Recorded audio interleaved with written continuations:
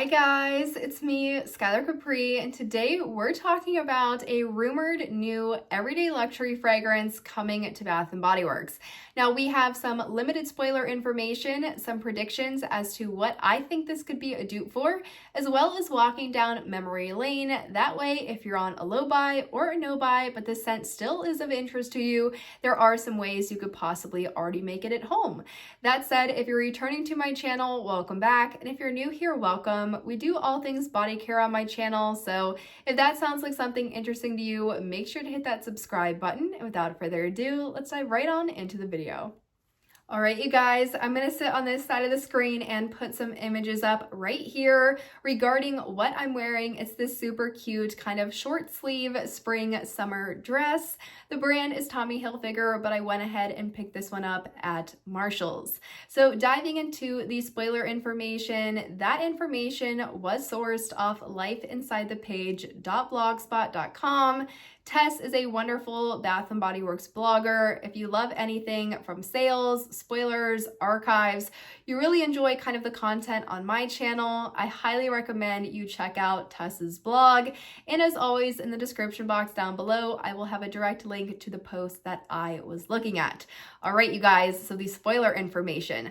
According to Tess's blog, we will be getting a new everyday luxury fragrance sometime soon. Although there are not really any confirmation right now for the release date, and we don't have any packaging or scent notes, so we are very limited.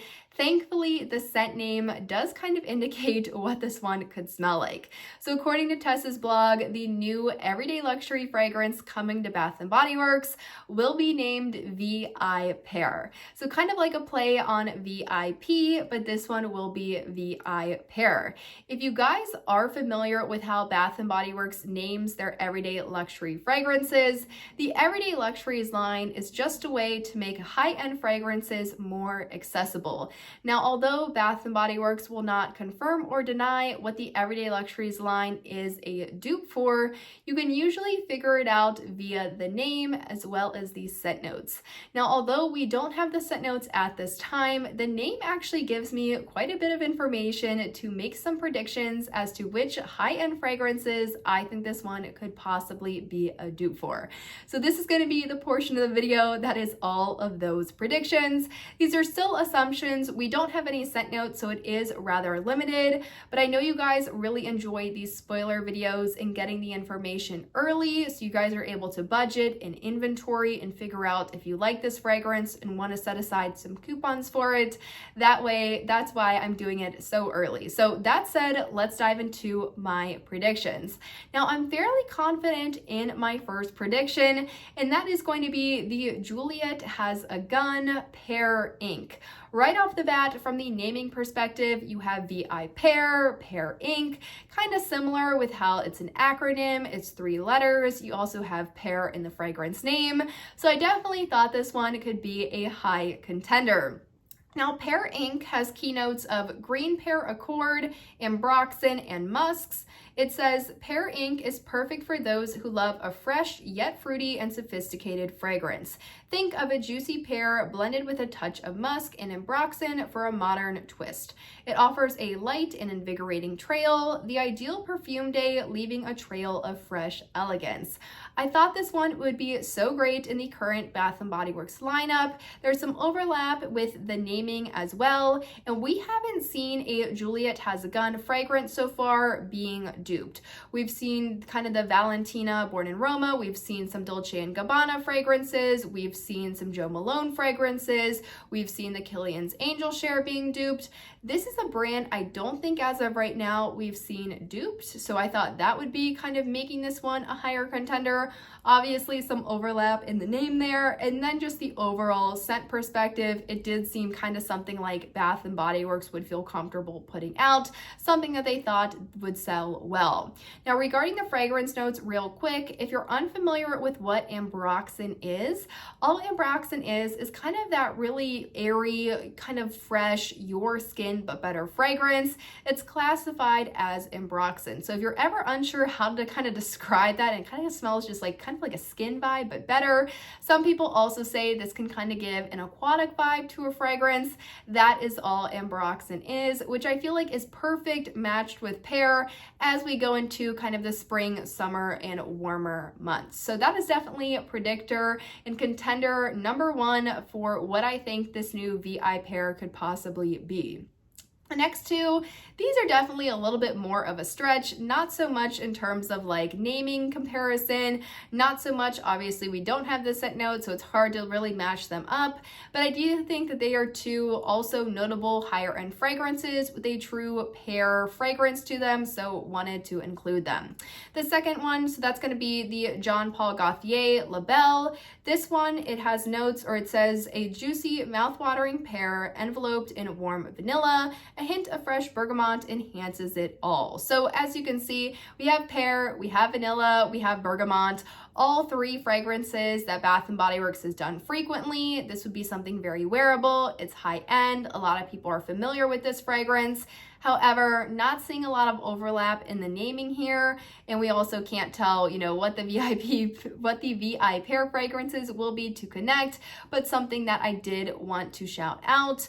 And lastly, the third fragrance, this one, really I pulled this one because the previous everyday luxury that we saw earlier this year called Salted Shorelines was a rumored dupe for the Jo Malone Sea Salt and Sage. I thought maybe they would do another Jo Malone fragrance, and Jo Malone does have a pretty popular pear. It is the Jo Malone English Pear and Freesia.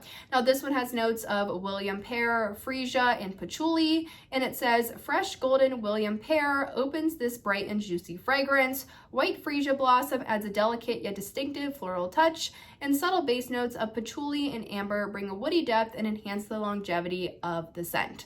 So I thought something, again, Bath & Body Works would like for this time of year, kind of perfectly fits in this spring, almost summer, still fresh, still light from the floral note, but you do kind of have a little bit more sophisticated depth from that patchouli, from that amber. So those are my three predictions.